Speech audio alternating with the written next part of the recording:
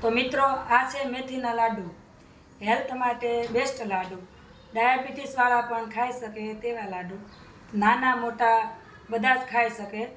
આ લાડુ કબજિયાતનો મટાડે, પછી પેટમાં દુખતું હોય તો પણ મટી જાય, ભૂખ ન લાગતી હોય તો તેના માટે પણ બેસ્ટ છે. તો આ જોઈ લો મેથીના લાડુ. તો આપણે આ રેસીપી સ્ટાર્ટ કરીએ. કેમ છો મિત્રો? આજે આપણે જો મેથીના લાડવા બનાવતા શીખીશું. એક પણ લોટ નાખ્યા વગર, ઘઉંનો અડદનો કોઈ પણ લોટ નહીં, એકલા મેથીના લોટના લાડુ બનાવતા શીખીશું. જરા પણ કડવા નહીં થાય. તો સામગ્રી આ પ્રમાણે લીધી છે. આપણે બધી જ વસ્તુ 100 ગ્રામ લીધી છે. 300 ગ્રામ ગોળ, 100 ગ્રામ ટોપરું, એને આપણે છીણીને તૈયાર કરી લીધું છે. કાજુ બદામ લીધા છે, 100 ગ્રામ ગુંદર, 100 ગ્રામ ઘી અને 100 ગ્રામ મેથી. તો આ માપ પ્રમાણે આ છે. તો આપણે હવે રેસીપી સ્ટાર્ટ કરીએ. સૌપ્રથમ આપણે મેથીને એકદમ ઝીણો લોટ દળી લઈશું. એકદમ લોટ જેવી દળવાની છે મેથીને, કરકરો નથી રાખવાનો. તો આપણે મેથીને દળી લઈશું. હવે આપણે જોઈ લઈશું આપણે આ મેથી કેવી દળાઈ ગઈ છે. તો આપણી આ મેથી એકદમ સરસ ઝીણી દળાઈ ગઈ છે. મિત્રો આવો લોટ રાખવાનો, બહુ કરકરો નહીં, લોટ જેવો એકદમ. તો આપણે આ સરસ હવે પીસાઈ ગયું છે. હવે આપણે એને ચાળી લઈશું.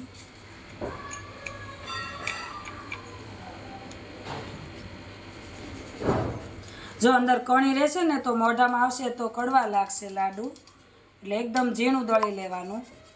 આપણે જો મેથી સરસ રીતે દળાઈ ગઈ છે. હવે આપણે ત્યાં સુધીમાં પહેલાં ગુંદર તળી લઈએ. તો આપણે પહેલાં ગુંદર તળીશું. ગેસ ચાલુ કરશું, તવી મૂકીશું. અત્યારે જોઈએ તેટલું ઘી નાખીશું, પછી પાછું જોઈએ ત્યારે પછી પાછું ઉમેરીશું. અત્યારે ગુંદર તળવા માટે આટલું ઘી નાખીશું. આપણે ઘી 100 ગ્રામ જ લેવાનું છે, પછી ઘટે તો વધારે ઉમેરવાનું, નહીંતર ચાલી જાય. 100 ગ્રામમાં બની રહે એવું લાગે. ગોળ પ્રમાણે, ગોળ થોડોક સૂકો હોય તો વધારે ઘી જોઈએ, નહીંતર થોડામાં બની જાય. 100 ગ્રામ તો 100 ગ્રામ માપ. હવે આપણું ઘી ગરમ થવા આવ્યું છે. રીતે આપણે થોડો થોડો ગુંદર નાખી અને તળી લઈશું. એકસાથે નાખીશું તો સરખો નહીં તળાય. આવી રીતે નાખશું એટલે સરસ રીતે તળાઈ જાય.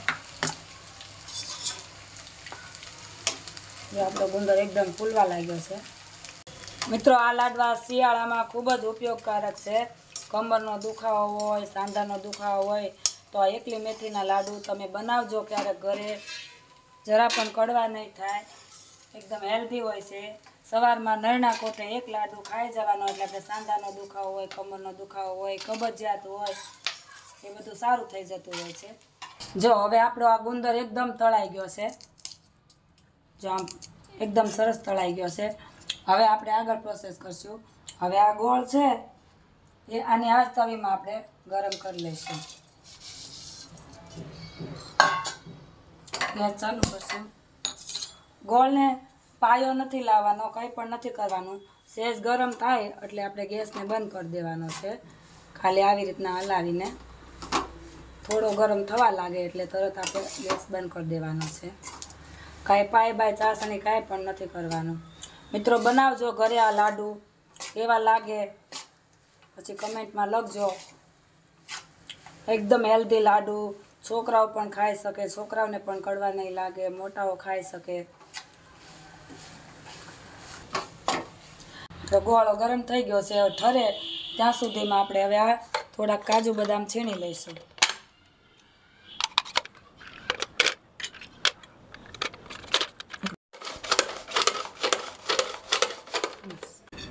કાજુ બદામ આપણે હવે તૈયાર થઈ ગયા છે. છીણી લીધા છે પહેલાં કટરમાં. તો આવી રીતના છીણીને તૈયાર થઈ ગયા છે. હવે આપણે આગળ ગુંદરની પ્રોસેસ કરશું. હવે આપણે ગુંદરને આપણે આવી રીતના પીસી લેવાનું છે. આમ દળી નાખવાનું છે. મિક્સરમાં પીસે તો મિક્સરમાં, પણ આવી રીતના ક્રશ કરી લેવાનો છે ગુંદરને. મિત્રો આ લાડવા બનાવજો, એકવાર ચાખજો કેવા લાગે, પછી મને કમેન્ટમાં જણાવજો કે લાડુ કેવા મસ્ત લાગે. આપણો ગોળ જો હવે આવો કડક થઈ ગયો છે. હવે એને આપણે પાછો આને નરમ કરવાનો છે ઉખાડીને. હવે આપણે બધું તૈયાર થઈ ગયું છે. હવે આપણે બધી વસ્તુ એડ કરી દઈશું. કોપરું, બદામ છે,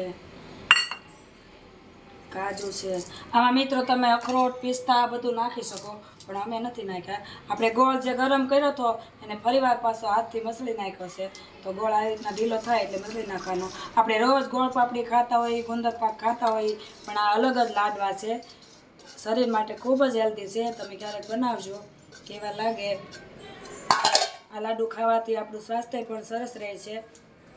તો આપણા લાડુ હવે તૈયાર થાય છે. હવે આપણે જે ઘી બચ્યું હતું એ ઘી પણ અંદર એડ કરી દઈએ. હવે જો આપણે આ બધો મસાલો મિક્સ કરી લઈશું, હાથથી આ મસળી લઈશું બધું. મિત્રો આ લાડુ ખાવાથી આપણે શરીરમાં કળતળ તાવ રહેતો હોય, ઝીણો ઝીણો ભૂખ ન લાગતી હોય, તો આ લાડુ સ્વાસ્થ્ય માટે ખૂબ જ ખાવા જરૂરી છે. આ લાડુ તમને ભૂખ ન લાગતી હોય તો જેમાં પહેલાં તમે સવારમાં એક નયણા કોટે એક લાડુ ખાઈ લો તો તમને 2 કલાક પછી ભરપૂરમાં ભૂખ લાગે છે.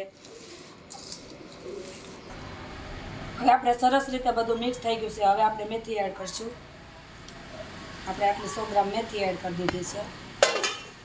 જો મિત્રો ભૂખ્યા પેટે તમે ખાશો તો પછી ભૂખે બહુ લાગશે, અને જમ્યા પછી ખાશો આ લાડુ તો તમને ખાધેલું છે ને એ બધું પચી જશે. એકવાર બનાવજો લાડુ.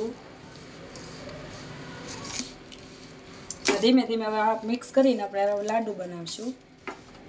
આપણું જો સરસ રીતે મિક્સ થઈ ગયું છે. ઘી ઘટે એવું લાગે તો થોડુંક ઉમેરવાનું.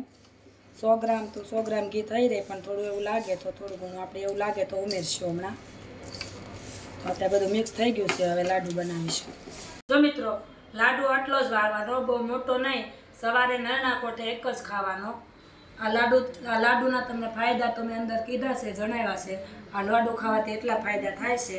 ને આ રેસીપી તમે બનાવજો, કેવી લાગે કમેન્ટ કરજો, અને મારી ચેનલને લાઈક કરજો, શેર કરજો અને સબસ્ક્રાઈબ કરજો.